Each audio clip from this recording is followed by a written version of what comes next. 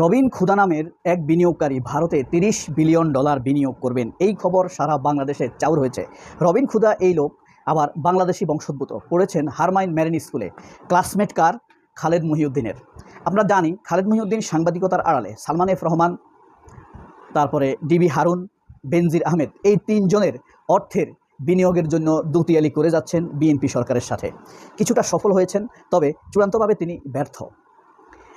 শেষ পর্যন্ত ব্যর্থ হওয়ার কারণে সবাই মিলে সিদ্ধান্ত নিয়েছে এই টাকা বাংলাদেশে বিনিয়োগ করা যাবে না, বিনিয়োগ করতে হবে ভারতে। সেই টাকাই বিনিয়োগ করছেন কি না রবিন খুদা, সেটি আমরা আজকে আলোচনা করব। রবিন খুদা একজন অস্ট্রেলিয়ান প্রযুক্তিবিদ। তিনি খালেদ মহিউদ্দিনের সাথে হারমাইন মেরিনার স্কুলে পড়াশোনা করেছেন মিরপুরে। 97-98 শিক্ষাবর্ষে একই সাথে, এবং দুইজন একই বয়সে জন্মগ্রহণ করেছেন। একজন 1973 সালে আর খালেদ মহিউদ্দিন 1974 সালে। রবিন খুদার এই বিনিয়োগ আওয়ামী লীগের লুটপাটকারী অর্থের একমাত্র সোর্স। এমন একজন বিনিয়োগকারী খুঁজছিল যার মাধ্যমে বিনিয়োগ করলে কেউ সন্দেহ করবে না।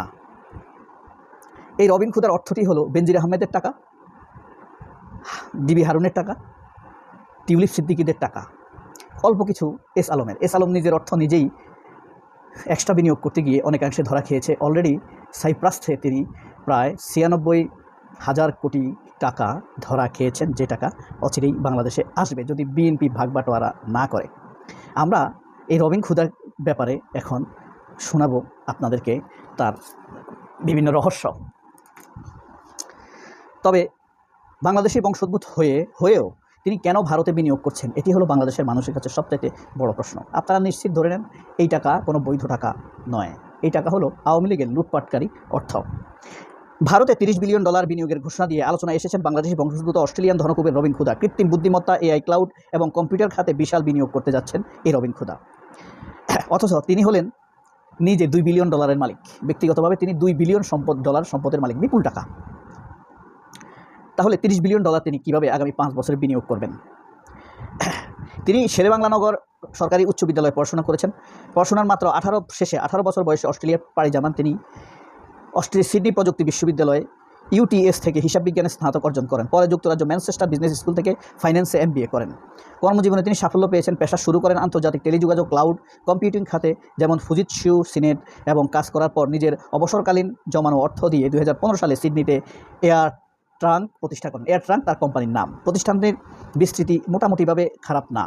আপনারা জানেন অস্ট্রেলিয়া আমেরিকাতে যদি কেউ ব্যবসা করে তাহলে তার বিনিয়োগের অর্থে একটা পর্যায়ে গেলে আর অভাব হয় না। বর্তমান অবস্থা, Blackstone Canada pension plan investment বোর্ডের CPP নেতৃত্বে একটি কনসোর্টিয়াম কোম্পানির বিশাল অংশ কিনে নিলেও তিনি এখনও তার CEO হিসেবে দায়িত্ব পালন করছেন। কোম্পানির মূল্যবান মালিকানা রয়েছেন তিনি। তো $2 বিলিয়ন মালিক হয়েও $30 বিলিয়ন বিনিয়োগ করবেন, এটা বাংলাদেশের জন্য একদিকে থ্রেট। যারা ভারতের দালাল বাংলাদেশে, তারা বলবে দিল্লি না ঢাকা। আমরা যে স্লোগান দিয়েছি ঢাকা ঢাকা, এই স্লোগানের এখন আর বেল নাই, মানুষ এখন দিল্লির দিকেই যাচ্ছে। যাই হোক, এই ঘোষণার পরই বাংলাদেশের গণমাধ্যম বেশ শিরোনাম হতে শুরু করে এবং তাকে নিয়ে চলছে নানান আলোচনা সমালোচনা। তার জন্ম, প্রাথমিক শিক্ষা বাংলাদেশেই, তিনি খালেদ মহিউদ্দিনের বন্ধু। খালেদ মহিউদ্দিনের দুতিলেতেই তিনি ভারতে বিনিয়োগ করছেন, এটা কিন্তু মনে রাখবেন, এটা বেরিয়ে আসবে। অসমর্থিত সূত্র থেকে আমার তথ্যটি নেয়া বিধায় আমি তাদের নাম বলছি না। রবিন খুদার জন্ম ঢাকায়। তিনি রাজধানী শেরেবাংলা গভর্নমেন্ট হাই স্কুল এবং SOS হারম্যান মেইনার, খালেদ মহিউদ্দিন SOS হারম্যান মেইনারে পড়াশোনা করেছেন। রবিন খুদা বর্তমানে অস্ট্রেলিয়ার সিডনি শহরে স্ত্রী, কন্যা, বাবা মাকে নিয়ে বসবাস করছেন। তবে তার পারিবারিক শেকড় বাংলাদেশের সিরাজগঞ্জের চাতিয়ানতলী গ্রামে। আর খালেদ মহিউদ্দিন বাড়ি হলো আপনার কুমিল্লা দেবিদ্বারে। রবিন খুদার কুমিল্লায়, দেবিদ্বার কিনা সরি। রবিন খুদার বাবা SM ওয়াজেদ আলী উচ্চ মাধ্যমিক শিক্ষার জন্য ঢাকায় আসেন এবং পড়াশোনার শেষে তিনি সরকারি চাকরিতে যোগ দেন। বাবার কর্মসূত্রেই তিনি রবিন খুদার জন্ম এবং বেড়ে ওঠা ঢাকায়। 1997 সালে উচ্চ মাধ্যমিক পাশ করার পর রবিন খুদা উচ্চশিক্ষার জন্য অস্ট্রেলিয়াতে চলে যান। সিডনিতে ছেলের জীবন স্থিতিশীল হওয়ার পরের বছর বাবাও অস্ট্রেলিয়া চলে যান। পরে SOS ওয়াজেদ আলী সেখানে কর্মজীবন শুরু করেন। পেশা জীবনের শুরুতে রবিন খুদা টেলিযোগাযোগ, ক্লাউড কম্পিউটিং খাতে কাজ করেন। তিনি বর্তমানে তার বয়স 47 বছর। খালেদ মহিউদ্দিন বলে তার বয়স 50 বছর। এগুলো ভর্তির সময় কিছু জন্ম তারিখের হেরফের তখনকার যুগে হতো। যাই হোক, এরপর তিনি প্রতিষ্ঠা করেন air trunk, Australia air Pacific অঞ্চলে অন্যতম বৃহৎ। এই টাকা মূলত বেনজির, হারুন, ডিবির হারুন, মনিরুল, আরও কয়েকজন আছে, সবার নাম নিশ্চিত, কম নিশ্চিত যাদের, তাদের নাম বলছি না। টিউলিপের টাকা এখানে আছে। টিউলিপ কিনে অস্ট্রেলিয়া এখনও খুবই উচ্ছিষ্ট হয়ে গিয়েছেন, তার এমপিত্ব হারিয়েছেন, তিনি মন্ত্রিত্ব হারিয়েছেন। যাই হোক, রবিন হুডার নেতৃত্বে এয়ারট্রাঙ্ক আজ বিশ্বের দ্রুততম বর্ধনশীল ডেটা সেন্টার কোম্পানিগুলোর একটি হিসেবে প্রতিষ্ঠিত হয়েছে। প্রযুক্তি অবকাঠামো খাতে তার সাফল্য তাকে অস্ট্রেলিয়ার শীর্ষ ব্যবসায়ীদের কাতারে স্থান করে দিয়েছে। বাংলাদেশি বংশোদ্ভূতদের জন্য একটি অনুপ্রেরণামূলক উদাহরণ তিনি তৈরি করেছেন।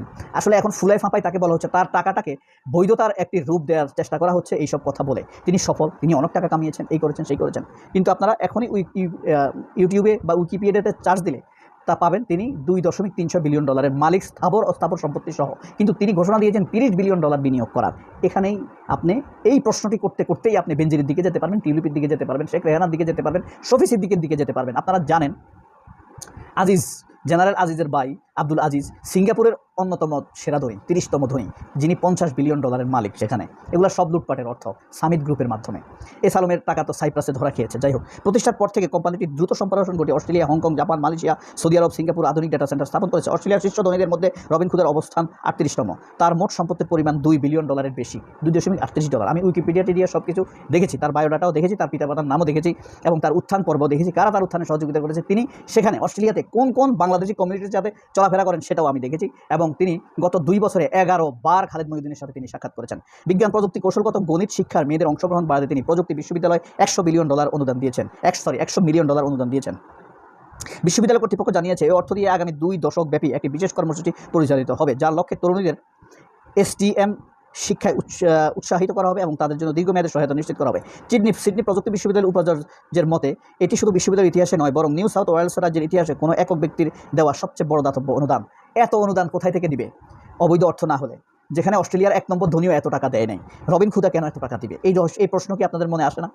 এই যে আমাদের মুসা বিন শমশের, বেবি হাজ্জাজের বাপ, সে টনি ব্লেয়ার নির্বাচনের ফান্ডের $20 মিলিয়ন দিয়েছেন। কেন সে দিয়েছে? তার অর্থের বৈধতার জন্য, তার দাপট বাড়ানোর জন্য, আরও অর্থ কামানোর জন্য। রবিন হুডার ব্যাপারটিও তাই। অস্ট্রেলিয়াতে এই অবৈধ অর্থের সংস্থানের জন্য, ব্যবস্থাপনার জন্য এই পরিমাণ টাকা তিনি সেখানে অনুদান দিয়েছেন। জানা গেছে 20-30 সালের মধ্যে ভারত 3 লাখ কোটি রুপি অর্থাৎ $30 বিলিয়ন বিনিয়োগ করবেন। রবিন হুডার প্রতিষ্ঠান বিশ্বের সবচেয়ে জনবহুল দেশ ভারতে AI ডিজিটাল প্রযুক্তি জোয়ারকে কাজে লাগাতেই এই মেগা বিনিয়োগের সিদ্ধান্ত নেওয়া হয়েছে। যুক্তরাষ্ট্রের খ্যাতনামা প্রাইভেট ইকুইটি ফার্ম ব্ল্যাকস্টোন প্রকল্প এবং যেখানে ভারতে আপনার সুন্দর পিচাই, গুগলের CEO, যে অ্যালফাবেটের CEO, সুন্দর পিচাইয়ের জন্ম, সে এত টাকা বিনিয়োগ করে নাই ভারত। রবিন হুডা কেন বিনিয়োগ করবে? কারণ রবিন হুডার কাছে আছে অবৈধ অর্থ। এই অবৈধ অর্থের নিরাপত্তার জন্য ভারতে বিনিয়োগ করবে। শেষ পর্যন্ত আওয়ামী লীগের অবৈধ অর্থের সর্বোচ্চ নিরাপত্তা দিবে ভারতে। এই জিনিসটি তারা বহুত হিসাব নিকাশ করে বুঝতে পেরেছেন। ভারতের প্রধানমন্ত্রী নরেন্দ্র মোদী সরকারের শীর্ষ কর্মকর্তাদের সঙ্গে রবিন হুডার একটি উচ্চ পর্যায়ের বৈঠকের পর শুক্রবার অর্থাৎ 5 জুন এই বিনিয়োগের ঘোষণা আসে। এমন এক সময় এই বিনিয়োগ এসেছে যখন ভারতের সাথে সম্পর্ক টালমাটাল। এয়ারটেল জানিয়েছে তারা পুরো ভারত জুড়ে প্রায় 5 মেগাওয়াট ক্ষমতা সম্পন্ন ডেটা সেন্টার অবকাঠামো গড়ে তুলবে। এই হলো রবিন হুডার রহস্য। বাকিটা আপনারা আরও জানবেন ধীরে ধীরে। আমি প্রথমবারের মতো বলে দিলাম। সবাই অনেক ভালো থাকবেন। আল্লাহ হাফেজ। আসসালামু আলাইকুম।